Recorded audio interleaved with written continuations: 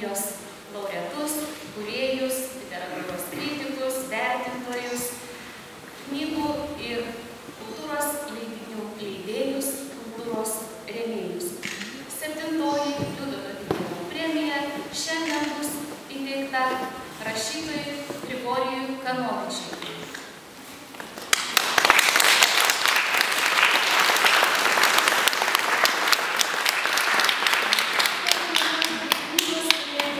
Sutinka, atranda ir atpažįsta geriausio lietuviško romano autorių ir jo knygą. Na, o renginio svečiai, Rokiškio bendruomenės žmonės, tą dieną yra liudininkai tokio nekasdieniško kultūros mecenatystės idėjų įgyvendinimo, tokios gražios idėjos liudininkai. Režisavo Rimas Tuminas, Eimuntas Nekrošius. Grigorijus Kanovičius yra puikus vertėjas. Jis išvertė lietuvių literatūros klasikų kūrinius į rusų kalbą. Tai Balio Sruogos, Jono Avyžiaus, Broniaus Radzevičiaus kūrinius. Rašytojo kūryba įvertinta Lietuvos vyriausybės kultūros ir meno bei Izraelio rašytojų sąjungos premijų, išleisti šeimos iniciatyva rinktinių raštų 5 tomai lietuvių ir rusų kalbomis. Juos sudaro reikšmingiausi rašytojo Kanovičiaus kūriniai, esė, apsakymai, apysakos, romanų. Jie kildavo, jie prašydavos parašom, būtent tie, o ne kiti. Žodžių pristigdavo, reikėdavo dėti viską į šalį. Keisti dalykai, bet jie egzistuoja. Ir man atrodo, kad tai įmanoma tada, kai verti tikrai didelio rašytojo. Nes jis tarsi nesąmoningai perduoda tau dalį savo sielos, dalį tavo kažkokios dvasios, už kurią turi būti jam labai dėkingas. tą aš ir norėčiau padaryti, pasakyti ačiū Grigorijui Kanovičiui.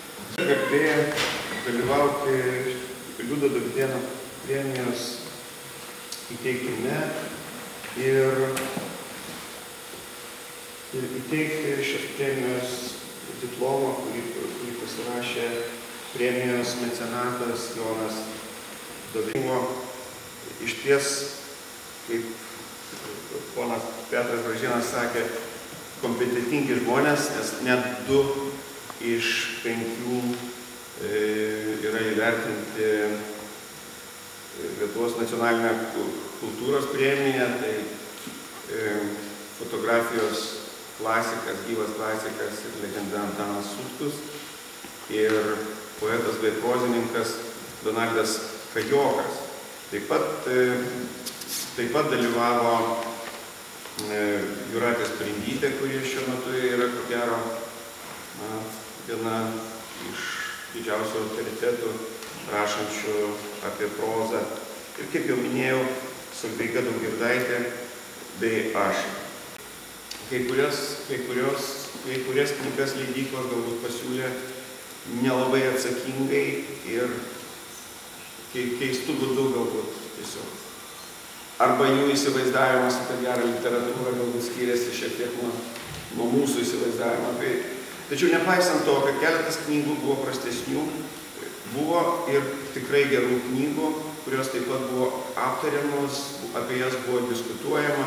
Tai pirmiausia, norėčiau paminėti Agnės Žagrakalytės Eigulio duktė byla F-117, taip pat Jaroslavo Melniko knygą Maša arba postfašizmas ir Rasos Aškinytės romaną Žmogus, kuriam nieko nereikėjo. Apie šios... Rašytojo Liudo Dovydėną, kuriam teko tokia nelengva gyvenimiška dalia. Ir kada pasigilini jo biografiją, jo gyvenimo vingius, supranti, kad žmogus, ypač tais laikais, kada jam teko gyventi, susidūrė tik tai labai rimtom problemom. Ir kaip čia gerbiamas profesorius minėjo, galvose maišėsi tuomet visiems. Kažkas tai maišėsi.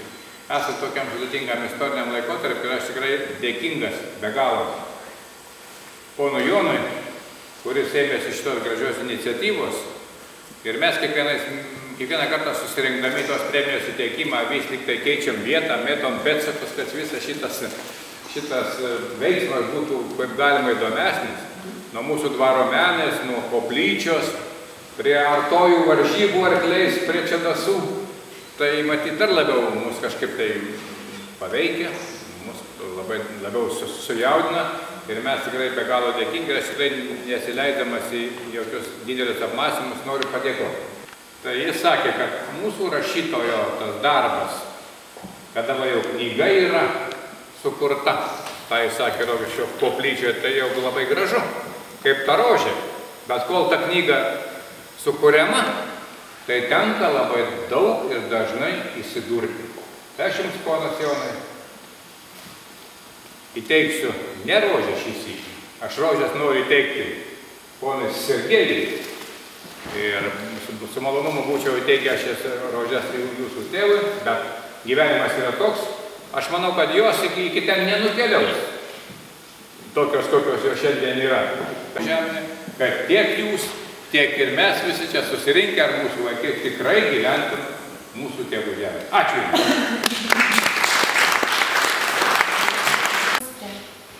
Gerbiamą rašytoją Kanovičių, šią lietuviškų spalvų juostą, kurią išaugė Rokiškėnas, Vilniaus Tikėnas. Ir įteikdama tą juostą Jums, noriu, kad perduotumėt gerbiamam rašytojui mūsų tokį palinkėjimą, kad šiomis dienomis jam saugiausia būtų prie rašytojo stalo. Pačiam žymiausiam lietuvių kilmės žydų rašytojui.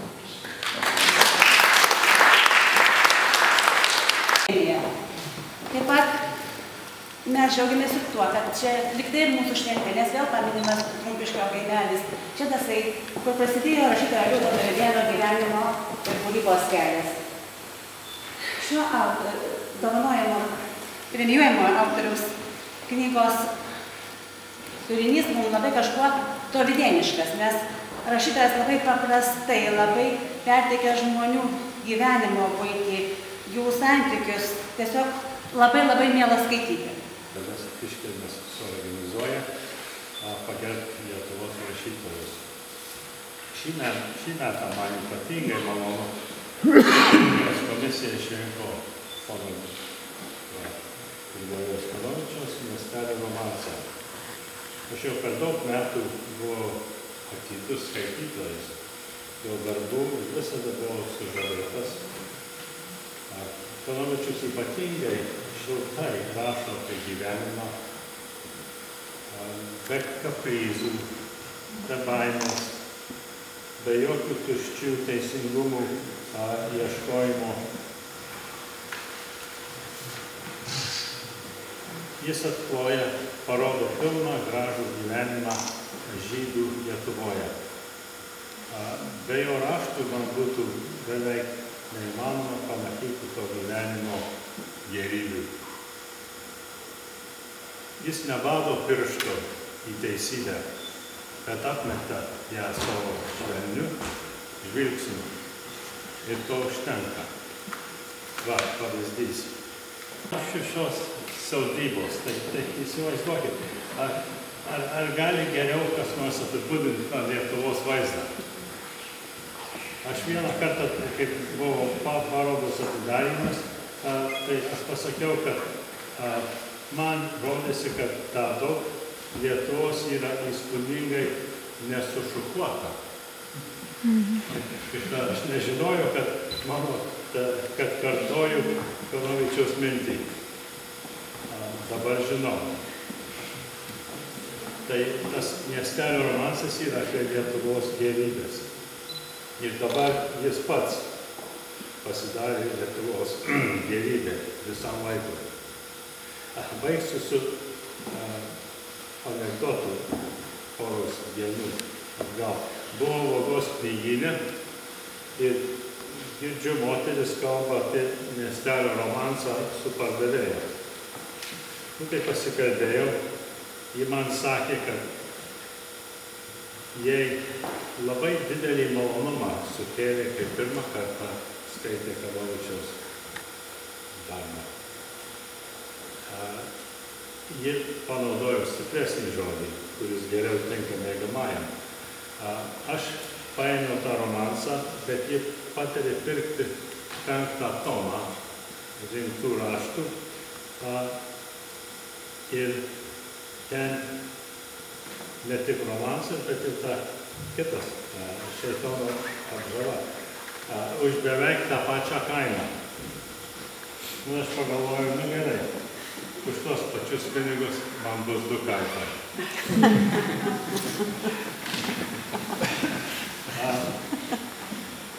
Ponai Sergejau, ar neįdomu, kad mes čia atsiradom kartu sūnoj rašytojų, vienas, kuris gyvena kitam krašte, kitas, kur gyvena kitam pasaulyje ir tvarkom tėvelių biznį.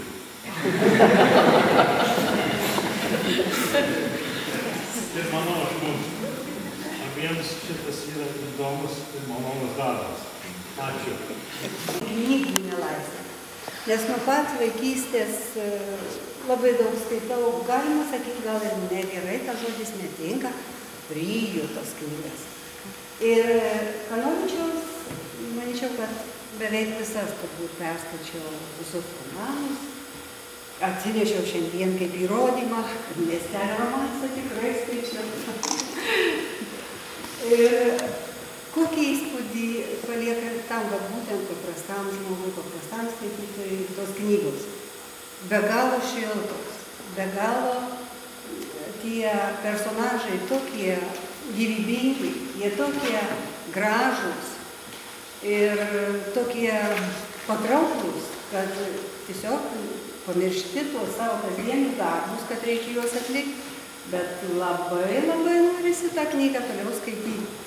Tai manyčiau, kad trumpai tariant, tai šita knyga yra paminklas galbūt ir giesmė tam Jonavos žydams, o gal ne tik tai žydams, gal ir lietuviams, gal ir kitų tautų žmonėms.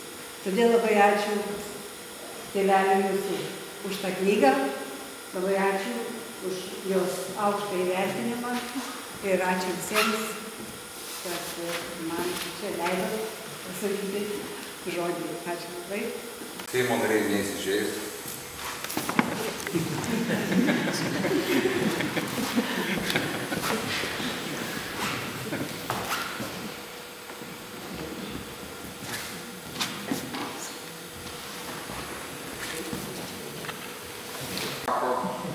Ir kad aš viso labo, reiškia, atlieku paštininko paslaugas šeimoje. Na, galbūt šiek tiek per daug kuklinuosi, dėl to, kad iš tiesų tai yra didelė garbė ir didelis malonumas, bet tuo pačiu tai yra iš tikrųjų tam tikra našta, kadangi čia turėtų stovėti tas, kas tą knygą parašė, kas ją išgyveno. Na, bet esu tėvo sūnus, turiu tą pačią pavardę, turiu tam tikrų pareigų ir įsipareigojimų Lietuvai, kaip turi ir jis. Ir todėl aš leisiu savo truputėlį pasakyti kelis žodžius nuo savęs, o po to perskaitysiu trumpą tėvelio padėką visiems čia esantiems. Tai pirmiausia, vertinimo komisijos nariams turėčiau, manau, kad tėvas irgi pasakytų tą patį, kad yra labai garbinga ir laimėti, ir pralaimėti 3-2. Yra daug garbingiau negu, pavyzdžiui, kokia nors, reiškia, Vokietija, kuri sutriuškino Braziliją 7-1. Tai visiškai neįdomu. Tai aš manau, kad čia jokios tragedijos nėra, priešingai tai yra labai garbingas, gražus pasirinkimas, ne dėl to, kad Kanovičių išrinko, bet kad yra tokia nuomonių įvairovė toj komisijoje. Jo labiau, kad ir Alvydas, ir keli kiti romanai, kurie ten buvo išvardyti, kuriuos man teko skaityti. Ir jie iš esmės kalba apie tą patį. Ir tavo romanas, pavyzdžiui, ir Agnės romanas, kaip ir tėvelio romanas, tai yra, mano akimis žiūrint, tai yra vis tiek romanai apie atmintį, apie pagarbą tėvynei, apie meilę jai. Ir norėčiau pasakyti, kad ponui Liudui Dovydienui, kad jo pastaba dėl bendro biznio yra visiškai, sakyčiau, vietoje, todėl kad tas žodis, aišku, yra toks sarkastiškai skambantis, bet taip netikėtai visai išėjo, kad būtų su broliu sugalvojame tėvo gimtinėje teikti tėvo vardo premiją, moksleiviams tiesa, Jonavos gimnazijoje už geriausius rašymus. Ir aš manau, kad tai ne tik yra daroma iš pagarbos savo giminiai, savo tėvam, tai yra daroma tam, kad mes neužmirštume. Ir nebūtinai tų žmonių, ir nebūtinai tų pavardžių, bet kad mes neužmirštume vienas kito. Ir neužmirštume, reiškia, vienas kitą gerbti ir mylėti.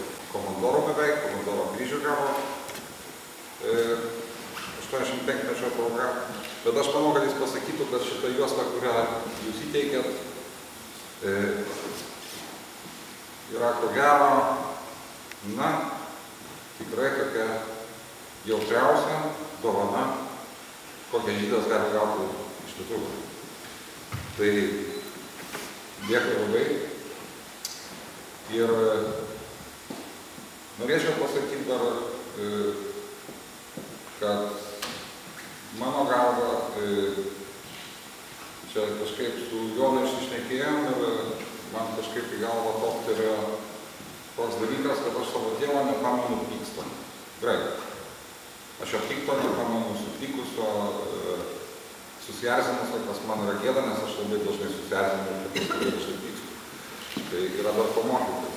Iš tikrųjų, jeigu galima ko nors iš jo mokytis, tai man, tai galbūt jo skaitytojams, tai yra, kaip jau sakiau, tų galbūt jau nuvalkiotų žodžių, bet jie iš tikrųjų neturėtų būti tokie nuvalkioti. Tai žodis meilė, kuris visada yra meilė man, kaimynui, tėvynei. Ir tas žodis eina greta visada, aš manau, jo romanuose, jeigu netiesiogiai, tai kažkur tarp eilučių paslėptas su viskuo, kas susijęs su atmintimi. Ir prieš perskaitydamas jo padėką, aš leisiu savo perskaityti tai, kas man atrodo galbūt nesvarbiausia šitame romane, bet tai yra savotiškas iš tikrųjų suma sumarum žmogaus, kuris išgyveno tuo metu, kai jis baigė rašyti šitą romaną, jis buvo 82 metai. Tai pati romano pabaiga. Mano nelinksmus apmąstymus nutraukė Garvežio švilpukas. Netrukus aš visam laikui atsisveikinau su Jonava. Pasak mano išmintingos senelės Rokos, buvo malonu gimti žydų, nebaisu senatvėje žydų ir mirti. Buvo malonu gimti žydų, lipdamas į vagoną, kartojo senelės žodžius. Tačiau to, kas praėjo, nebesugrąžinsi. Jonavoje, kaip ir kitose Lietuvos miesteliuose, nebėra kam gimdyti žydų ir nėra kam jų laidoti išlaistytose kapinėse.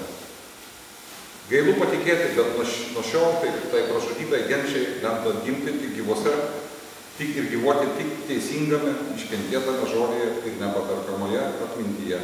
Todėl niekam nepavyks nuslopinti mūsų negestančios meilės ir dėkingumo protėviams. Nes tą, kas užmiršta mirusiosius ir patys užmirš jo palikuonis. Pirmieji Amerikoje gyvenantys buvę rokiškėnai, žydai, tokie kaip Filos Šapyro, reiškia, ir vietos bendruomenė, tvarko tą atmintį sutvarko puikiausiai, gražiausiai ir tai lieka. Norėčiau dar kartą pats padėkoti jums už tai. Gerbiamas ponia Dovydėnai, didžiai gerbiami svečiai. Aš sumiluočiau, jeigu pasakyčiau, kad aš, beje, kaip ir kiekvienas kitas rašytojas, nelaukiu deramo savo kūrybos įvertinimo. Laukiau ir esu laimingas, kad perkopdamas į antrąją 8-ojo dešimtmečio pusę, jo sulaukiau. Gavau už savo atsiminimų romaną Miestelio romansas. Jūsų tėvelio gerbiamas Jonai, amžinatilsį Liudo Dovydėno, garsaus lietuvių rašytojo vardo kreipti. Tai aukštas įvertinimas, kur tu begyventum, visados skatina dirbti visų tautų labui. Didelis ačiū jums, ponia Dovydėnai, ačiū vertinimo komisijos nariams. Sėkmės mūsų tėviškai, laisvai ir nepriklausomai Lietuvai, pagarbiai Grigorijus Kanovičius. Ačiū.